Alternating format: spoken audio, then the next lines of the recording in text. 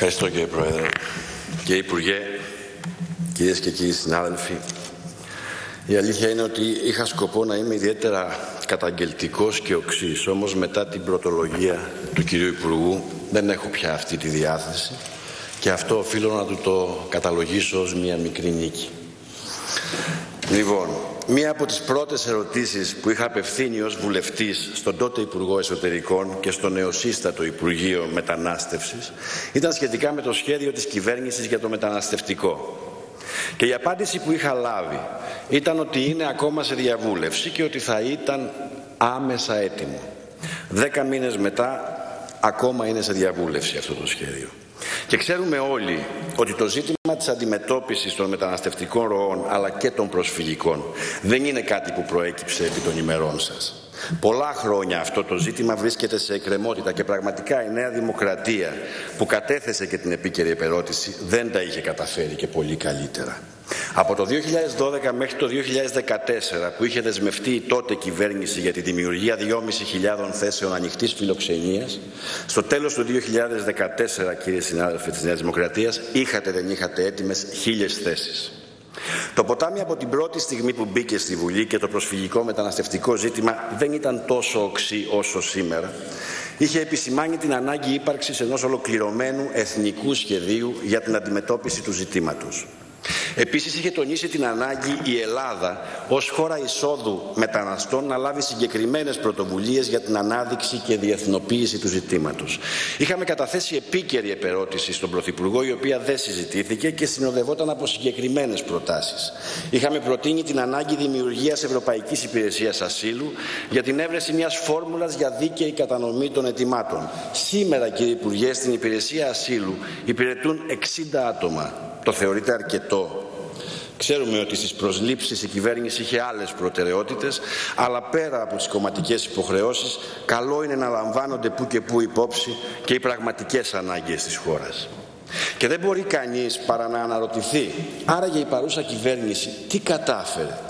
Έπειτα από μήνες απραξίας, ατυχών δηλώσεων και σπασμωδικών κινήσεων, για τις οποίες δεν ευθύνεστε εσείς προσωπικά, κύριε Υπουργέ, αλλά κυρίως η προκάτοχός σας και ο Πρωθυπουργός βέβαια, ο οποίος την επέλεξε και ο οποίος την κράτησε. Και ξέρετε, οι ευθύνες δεν παραγράφονται, οι πολιτικές. Φτάσαμε στο σημείο οι ροές των προσφύγων και μεταναστών να είναι εκτός ελέγχου. Η χώρα μας να απειλείται με έξωση από το χώρο Σέγγεν και μία-μία οι ευρωπαϊκές χώρες να κλείνουν τα σύνορά τους γύρω μας. Και μια και η Ελλάδα δεν μπορεί να κλείσει τα σύνορά της, καθότι στο μεγαλύτερο μέρος τους είναι θαλάσσια, βρισκόμαστε αντιμέτωποι με το να γίνουμε μια αποθήκη ψυχών εκθατλιωμένων ανθρώπων που δεν θα έχουν καμία διέξοδο, ούτε προς τα εμπρός, ούτε προς τα πίσω. Και μέσα σε όλα αυτά ακούμε ότι η κυβέρνηση συμφώνησε στην παραμονή 50.000 προσφύγων στην Ελλάδα. 50.000 πρόσφυγες στην Ελλάδα την ώρα που όλες οι χώρες του Βαλκανικού διαδρόμου μέχρι τη Βιέννη έχουν συμφωνήσει να δεχτούν 50.000 πρόσφυγες, όλες μαζί. Η χώρα μας με τόσα προβλήματα που αντιμετωπίζει πρέπει να φιλοξενήσει και 50.000 πρόσφυγες. Επιπλέον όλων των παράνομα εισερχομένων μεταναστών και των καραβιών των προσφύγων.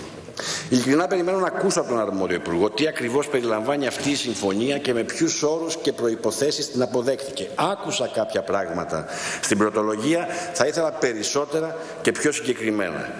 Κακά τα ψέματα, κύριε Υπουργέ, το ξανάπα. Το κακό ξεκίνησε από την προκάτοχό σας, η οποία όμως έπαιρνε μέρος σε μια κυβέρνηση. Δεν ήταν μόνη της. Άρα, όπως είπα, η ευθύνη είναι και του Πρωθυπουργού, ο οποίος άλλωστε την αντάμιψε για τις καλές υπηρεσίες της στο Υπουργείο Μετανάστευσης, βάζοντας την επικεφαλή στο ψηφοδέλτιο επικρατείας. Γιατί ξέρετε, οι δηλώσεις της κυρίας Χριστοδουλοπούλου για μετανάστες που λιάζονται και τη νύχτα εξαφανίζονται δεν ήταν τυχαίες. Το έγγραφο δε του κυρίου Νίτσα, που στάλθηκε και την ίδια μέρα αποσύρθηκε από το αρχηγείο, στην ουσία είναι σε ισχύ. Ξέρετε, ο κύριος Πανούσης άνοιξε την αμυγδαλέζα και η πολιτική της κυβέρνησης, κυρίως κατά την προηγούμενη περίοδο, έδωσε το πράσινο φως στους κατατόπους δουλεμπόρους να προτιμήσουν τη χώρα μας ως πύλη εισόδου για την Ευρωπαϊκή Ένωση. Αν δείτε τα στατιστικά της ελληνικής αστυνομίας, το 2014 εισήλθαν στη χώρα μας 40.000 μετανάστες. Και τους μήνες Ιανουάριο και Φεβρουάριο του 2015 η πορεία ήταν πτωτική. Ξαφνικά από το Μάρτιο και μετά υπάρχει μια εκτόξευση. Το καταθέτω και στα πρακτικά. Τι συνέβη άραγε τότε? Ο πόλεμος στη Συρία είναι σε εξέλιξη εδώ και 5 χρόνια. Δεν είμαι πολεμικός ανταποκριτής, αλλά εξ όσων γνωρίζω δεν υπήρξε κάποια ραγδαία επιδείνωση του πολέμου. Αντίθετα όμως υπήρξαν συγκεκριμένες δηλώσεις και πράξεις κυβερνητικών στελεχών που στην ουσία τους προσκάλεσαν να έρθουν εδώ, μιας και ήξεραν ότι δεν θα συλληφθούν ούτε θα απελαθούν. Και ειλικρινά πρέπει να γίνει ένας διαχωρισμός των προσφύγων από τους μετανάστες και να μας πει και η κυβέρνηση αν τον αποδέχεται αυτό το διαχωρισμό ή δέχεται ότι δεν υπάρχουν μετανάστες, όπως είχε πει η κυρία Χριστοδουλοπούλου. Τουλάχιστον διακρίνω με χαρά ότι εσείς, κύριε Υπουργέ, βλέπετε τα πράγματα διαφορετικά. Σημαντικός παράγοντας αυτής της εξίσωσης πρόσφυγες-μετανάστες είναι η Τουρκία, η οποία όχι μόνο δεν εφαρμόζει ως οφείλει το υπογεγραμμένο πρωτόκολλο επανεισδοχής, αλλά κατάφερε να διαπραγματευτεί και να λάβει 3 δις για τους πρόσφυγες, αλλά και να εξαιρεθεί από τη δημιουργία hot spots στο έδαφος της.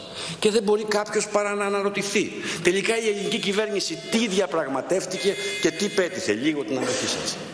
Τελικά να δεχτεί δηλαδή πρόσφυγες χωρίς χρηματική βοήθεια?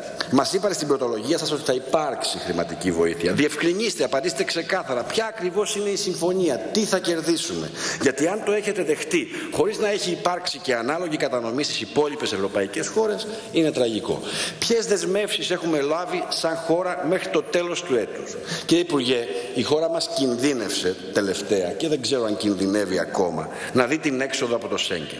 Άκουσα το πρωί τον κύριο Πρωθυπουργό με περίσσιο θράσος να καταγγέλει κάποιους κύκλους δήθεν που θα ήθελαν την Ελλάδα εκτός Σέγγεν.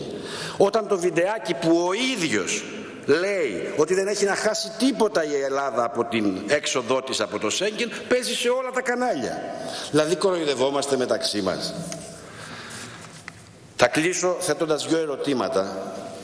Τα ερωτήματα κανονικά είναι, πιο αρμόδιος είναι ο Υπουργός Προστασίας του Πολίτη, ο οποίος κατά τη γνώμη μου θα έπρεπε να είναι εδώ σήμερα, αλλά φαντάζομαι ότι και εσείς μπορεί να έχετε γνώση. Με επισκέφθηκαν προχθές στο γραφείο μου εκπρόσωποι της Πανελλήνιας Ομοσπονδίας Συνοριοφυλάκων και μου έθεσαν το ζήτημα του νέου οργανογράμματος της ελληνικής αστυνομίας, το οποίο περιλαμβάνει την κατάργηση της υπηρεσίας συνοριακής φύλαξης. Και για όσους δεν γνωρίζουν, οι υπηρεσίες συνοριακής φύλαξης συστάθηκαν ακριβώς για τον λόγο αυτό. Την αντιμετώπιση του φαινομένου της παράνομης μετανάστευσης και την αντιμετώπιση του διασυνοριακού εγκλήματος. Τέτοιες υπηρεσίες λειτουργούν σε όλους τους συναριακούς νομούς της χώρας, να μην τους πω όλους, αλλά και σε περιοχές που δέχονται μεγάλο αριθμό μεταναστών. Το ερώτημα λοιπόν είναι, αληθεύει αυτό? Σκοπεύει η κυβέρνηση να καταργήσει τη φύλαξη των συνόρων από το ειδικό σώμα της ελληνικής αστυνομίας και να το εκχωρήσει εξ ολοκλήρου στη Frontex? Και μια τελευταία αναφορά στο θέμα της Ιδωμένης, στον χρόνο που μου απομένει. Ο Υπουργός παραδέχεται... έχετε υπερβεί το χρόνο, έχετε καλοσύνη. Μισό λεπτό μόνο. Δεν έχω προδευτερολογία, όπως γνωρίζετε, και δεν μιλάει και άλλος από το κόμμα μου. Έχουν μιλήσει όχι. Ο Υπουργός παραδέχτηκε χθες ότι δεν υπάρχει κανένας σχεδιασμός για τους μετανάστες που μεταφέρθηκαν στο Taekwondo και όλα γίνονται βήμα προς βήμα.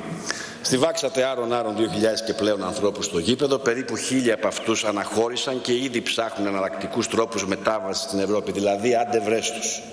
Εσείς, κύριε Υπουργέ, δηλώσατε ότι στις 17 του Δεκέμβρη το στάδιο πρέπει να εκενωθεί, φαντάζομαι και να καθαριστεί για να παραδοθεί στην Αθλητική Ομοσπονδία. Όμως ακόμα δεν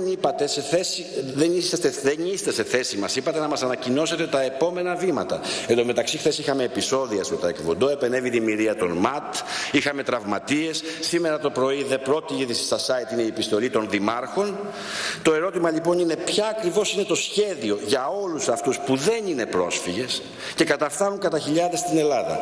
Κλείνοντας, θέλω από αυτό το βήμα να πω ένα μεγάλο μπράβο στα στελέχη της αστυνομίας και του λιμενικού που με τις υπεράνθρωπες προσπάθειές τους βγάζουν τη χώρα ασπροπρόσωπη. Σας ευχαριστώ.